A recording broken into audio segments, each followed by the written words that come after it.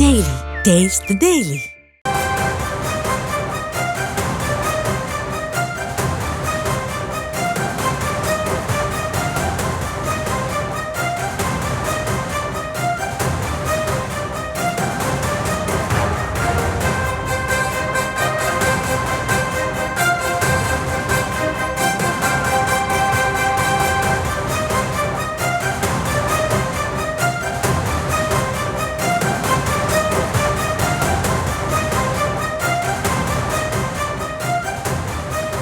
விபத்தை தொடர்ந்து கடவு பாதைகள் இருக்கும் இடங்கள் அனைத்திலும் மேம்பாலங்களை அமைக்க வேண்டும் என பாமகவினுடைய தலைவர் அன்புமணி ராமதாஸ் அவர்கள் வலியுறுத்தியிருக்கிறார். ஆளில்லா ரயில்வே பாதைகளை நீக்கியது போல இதுபோன்ற நடவடிக்கையை வள்ளுவர் குழுவை அமைத்து ஆலோசனைகளை பெற வேண்டும் எனவும் அவர் வலியுறுத்தியிருக்கிறார்.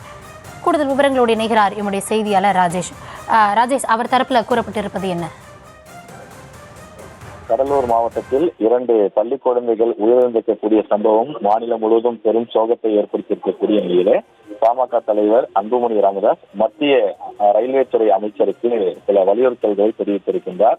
இந்த விபத்துக்கு காரணம் குறித்து பல தகவல்கள் கூறப்பட்ட போதிலும் இதில் இன்னும் எதுவும் உறுதி செய்யப்படவில்லை எனவும், கடவு பாதை பணியாளர் உறங்கிவிட்டதால் கதவை மூட மறந்ததுதான் விபத்துக்கு காரணம் என்று ஒரு தரப்பினர் சொன்னாலும், கதவை மூட அந்த பணியாளர் முயன்ற போது அதற்கு எதிர்ப்பு தெரிவித்து ஓட்டுநர் தடையை மீறி அந்த ஓட்ட முயன்றதாகவும் 2 காரணங்கள் சொல்லப்படுகிறது. ஆனாலும் இதில் 2 உயிர் பறிபோயிருக்கிறது. இந்தியா முழுவதும் கிட்டத்தட்ட ஆளில்லா கடவு பாதைகள் முடிவுக்கு கொண்டு வரப்பட்டதை போல கடவு பாதைகள் இருக்கும் இடங்கள் அனைத்திலும் மேம்பாலங்களை அமைக்க மாநில அரசுகளுடன் இணைந்து மத்திய அரசு நடவடிக்கை எடுக்க வேண்டும் எனவும், இதற்காக வல்லுநர் குழுவை அமைத்து ஆலோசனைகளை பெற வேண்டும் எனவும் வலியுறுத்தி கேட்டுக்கொள்வதாக அன்புமணி ராமதாஸ் ரயில்வே துறை அமைச்சரை குறிப்பிட்டு தன்னுடைய பதிவை எக்ஸ் வலைதளத்தில் தெரிவித்திருக்கிறார். விவரங்களுக்கு நன்றி ராஜேஷ்.